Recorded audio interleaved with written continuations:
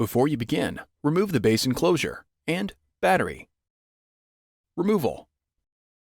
Using minimal force, lift the locking bar up on the touchpad ZIF connector and disconnect the touchpad ribbon cable from the touchpad button board. Remove the touchpad ribbon cable from the adhesive that secures it to the touchpad button board. Using minimal force, lift the locking bar up on the touchpad button board ZIF connector and disconnect the touchpad button board ribbon cable from the touchpad button board. Remove the two 2mm P1 Phillips broadhead screws that secure the touchpad button board to the top cover. Lift the touchpad button board bracket off of the alignment pins on the top cover and remove. Lift the touchpad button board off of the alignment pins on the top cover and remove. Reverse this procedure to install the touchpad button board.